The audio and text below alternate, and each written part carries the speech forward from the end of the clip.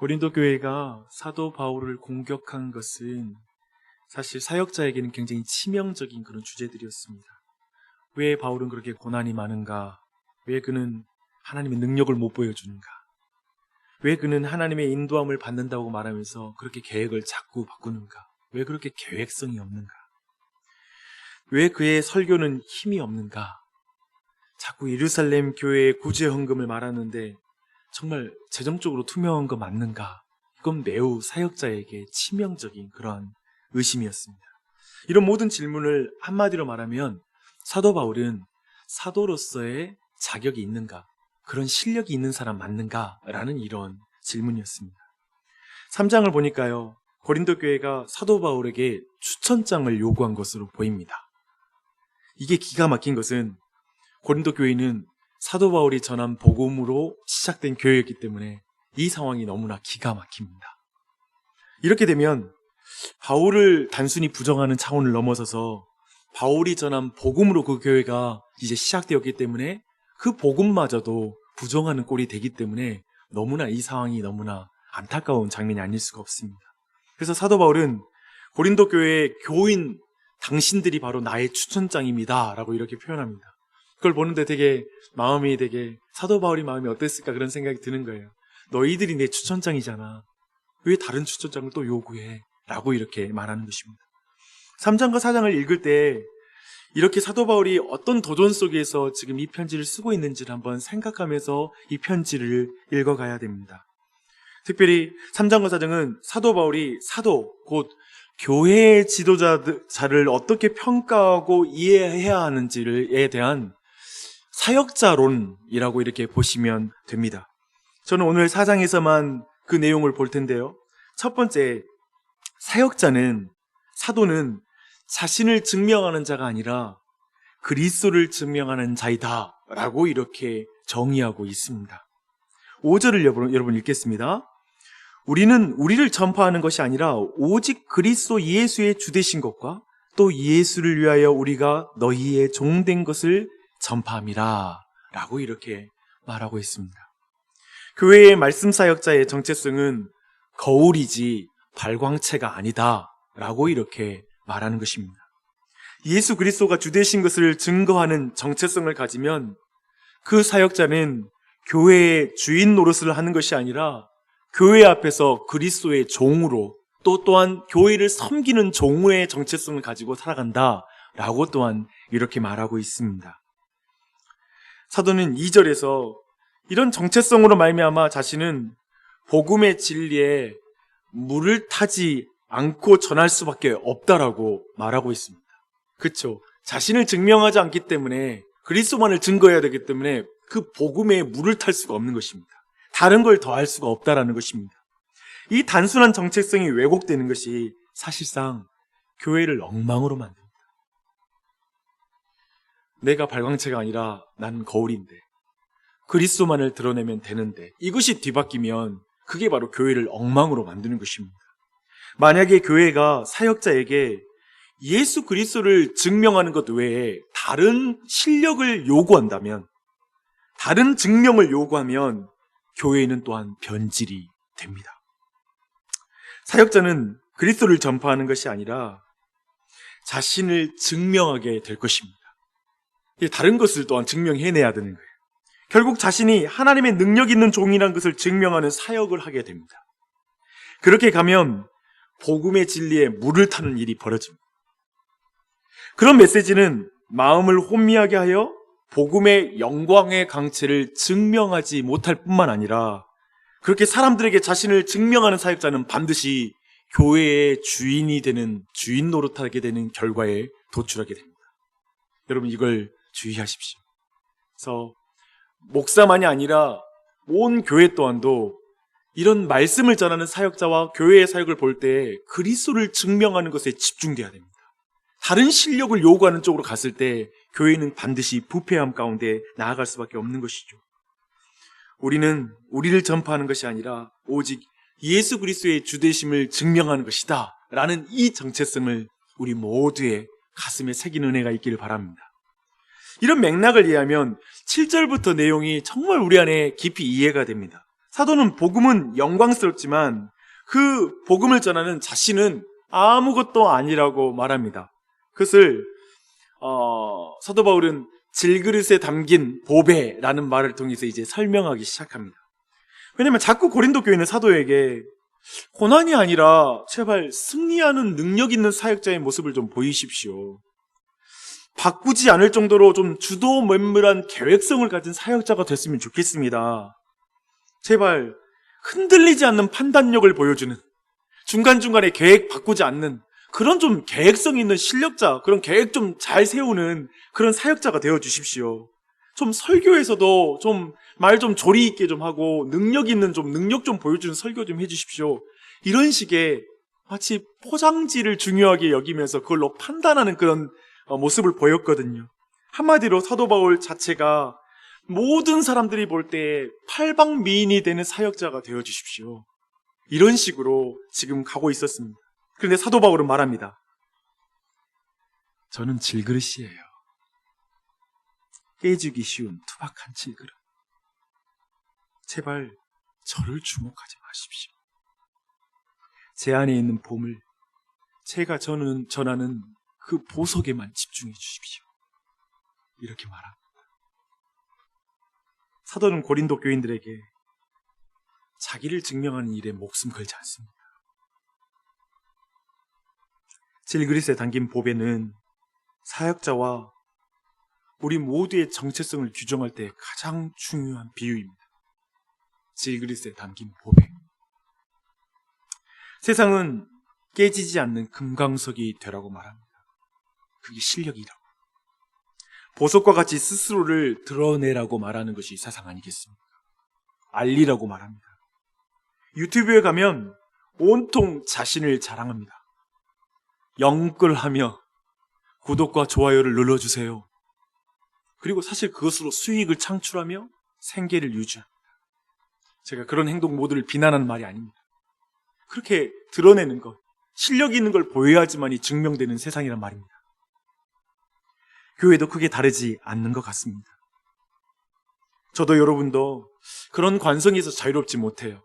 그러니까 오늘날에 목사도 복음에 물타기 쉽고요. 교인들도 복음에 물탄 메시지를 원할 때가 많습니다. 그렇지 않습니까? 그래서 더욱 기억해야 됩니다. 우리는 금강석이 아니라 진흙이다. 나는 화려한 그릇이 아니라 투박한 질그릇이어도 좋다. 그래서 우리는 깨지기 쉽고 볼품 없어도 된다. 보석이신 예수님을 자랑하면 그것으로 충분하다. 이것을 우리 마음에 새기고 또 새겨야 되는 줄 믿습니다. 사도는 질그릇에 담긴 보물을 통해서 두 가지 오해를 바로잡으려고 합니다. 질그릇에 담긴 보물을 오해하는 사람들은 첫 번째, 사역자를 통해서 능력이 나타나면 그것을 사역자의 능력이라고 오해합니다. 그래서 이것이 문제예요. 그래서 7절을 보니까요, 사도는 자신을 통해서 능력이 나타난다면 그것은 자신의 능력이 아니라 예수 그리스도의 능력이라고 이렇게 말합니다. 그쵸? 사도를 통해 하나님이 일하시는데 사도를 통해 하나님을 주목해야지 사람들이 사도를 주목하면 안 된다고 말하는 거예요. 질그릇에 담긴 보배라는 이 정체성은 사도 자신을 타락하게 만들지 않는 그러한 중요한 비유입니다. 그쵸? 그렇게 되는 것입니다. 그래서 사도를 사랑하지만 신처럼 숭배하지 말라고 말하는 것입니다.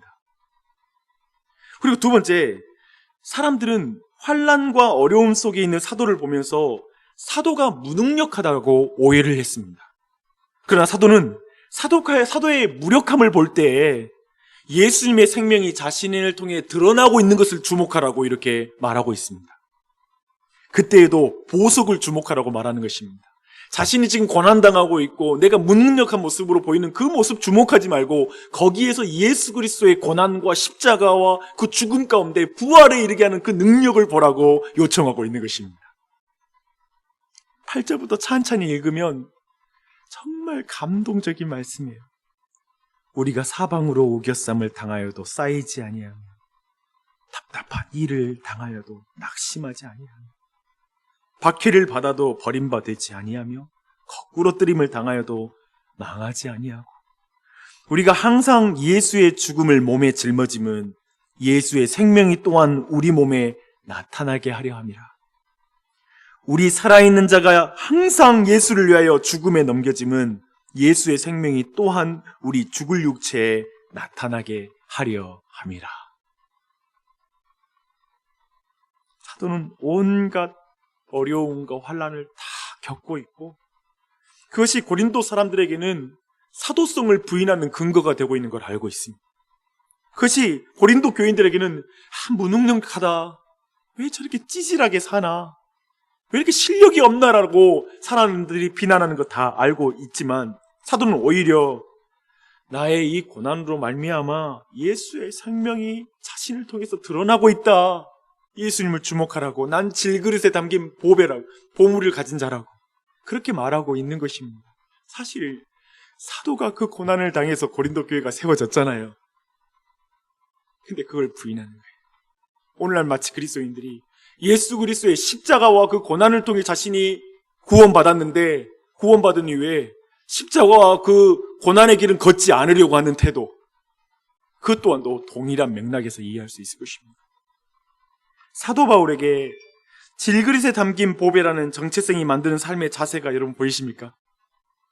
여러분, 그것이 어떤 의미인지가 보이십니까? 세상의 증명을 받을 필요가 없으니 자기 능력 증명할 필요가 없는 거예요. 예수님만 드러나면 되니 그의 사역과 메시지에는 집중력이 있는 거예요. 다른 걸 섞을 필요가 없는 것이죠. 근데 사도 바울이 이렇게 말할 수 있는 비결을 13절에서 15절에서 또 다른 비결, 중요한 비결을 우리에게 말해주고 있습니다. 이는 모든 것이 너희를 위함이니 많은 사람의 감사로 말미암아 은혜가 더하여 넘쳐서 하나님께 영광을 돌리게 하려 함이라. 그러므로 우리가 낙심하지 아니하노니 우리의 겉사람은 낡아지나 우리의 속사람은 날로 새로워지도다. 우리가 잠시 받는 환난에 경한 것이 지극히 크고 영원한 영광에 중한 것을 우리에게 이루게 함이니, 우리가 주목하는 것은 보이는 것이 아니요 보이지 않는 것이니 보이는 것은 잠깐이요 보이지 않는 것은 영원함이라. 사도가 질그릇에 담긴 보배라는 정체성을 따라서 이 땅에서 살아갈 수 있는 이유는 그가 마지막 날에 초점을 맞추고 있기 때문에 그렇습니다. 사도는 그날에 고린도 교인들과 함께 예수님 옆에 부끄럼 없이 설고 싶은 게 그 사역자로서의 소망이에요. 제가 볼 때 이건 것 같아요. 사역자가 보이는 것에 마음을 두면 이 땅에서 사람들 앞에 그럴듯한 교회를 만들고 싶어하는 욕심에 사로잡힐 것입니다. 그렇지 않겠어요? 근데 사역자의 간절한 소원이 뭐냐면 마지막 날에 주님 앞에 섰을 때 그 교회와 함께, 자신이 섬겼던 교회와 함께 주님 앞에 부끄럼 없이 사는 것이 이 사람의 목적인 거예요. 그러다 보니까 모든 고난을 견디며 자기 안에 계신 그리스도만 드러났으면 좋겠는 거예요. 육체는 날이 갈수록 노쇠하지만 자신의 속사람은 날로 새로워지는 그 은혜를 그는 경험하기 시작합니다. 오직 이것만이, 보이는 것이 아닌 보이지 않는 것을 바라는 자만이 날로 새로워진 영혼을 갖게 되는 거예요. 자신이 늙어가고 자신의 얼굴에 주름살이 늘어나는 게 문제가 되지 않는 거예요. 더욱더 그 내면이 하나님을 추구하게 되죠. 기억하십시오. 환난에 잠시 받는 것은 가벼운 것입니다. 하지만 영원하고 무거운 영광에 비하면 그건 너무나 가볍다는 말이에요. 그러므로 보이는 것에 의해서 일희일비하면서 살지 마십시오. 보이는 것은 잠깐이나 보이지 않는 것이 영원하기 때문에 그렇습니다. 저도 그랬으면 좋겠습니다. 저는 아직 인생도 사역도 잘 알지 못하는 목사입니다. 그래서 저는 도리어 사도 바울의 말을 믿고 따르기로 결정하고 싶습니다. 내가 별로 안 되니 이 말씀 믿는 게 더 지혜롭기 때문에 그렇습니다. 우리는 질그릇입니다. 도자기도 아니고 보배도 아닙니다. 인생의 고난 속에서 우리가 깨어질수록 우리 안에서 나타나는 것은 예수 그리스도입니다. 그러니 두려워하지 마십시오. 여러분을 증명하려고 전전긍긍하지 마십시오. 여러분을 증명하려고 할 때 여러분의 삶은 더욱 복잡해질 것입니다. 이것저것 집중력에 있어서 현저하게 떨어지게 될 것입니다. 마지막 날에 초점을 맞추고 살면 좋겠습니다. 오늘도 예수 그리스도의 영광과 그 영광의 무게에 우리의 삶을 실어서 가십시오. 예수님의 영광의 무게에 우리의 인생을 실지 않으면 우리의 인생은 지극히 가볍습니다. 바람에 나는 대로 표리부동하게 됩니다. 이런 일이 닥치면 감정이 이렇게 되고 저런 일이 닥치면 또 좋았다가 또 안 되면 울다가 표리부동 감정도 생각도 그렇게 흘러갑니다. 바람에 나는 겨와 같습니다. 예수 그리스도에게 여러분의 삶을 실어 가십시오. 그게 주님이 기뻐하는 삶이겠죠. 지혜로운 삶일 거예요. 그렇게 살다 보면 내게 능력이 나타나도 교만하지 않고요. 내가 무력하게 보일 때에도 낙심하지 않는 거예요. 왜냐하면 난 질그릇에 담긴 보배니까. 나는 그것이 내 정체성이니까. 사실 이게 우리를 회복시켜요. 우리가 침체되는 이유는 뭐냐면 내가 보배라고 생각할 때 더 빨리 침체돼요. 근데 이 정체성을 찾을 때 내 삶은 다시 회복돼요. 여러분, 이 은혜가 여러분 모두에게 넘치기를 바라고요. 특별히 오늘 오정남 타운에게, 이은정 마을장, 그리고 이정희, 그리고 백조순 마을장에게 이 은혜가 있길 바랍니다. 그리고 오늘도 그들을 위해서 좀 기도했으면 좋겠습니다. 기도하시겠습니다.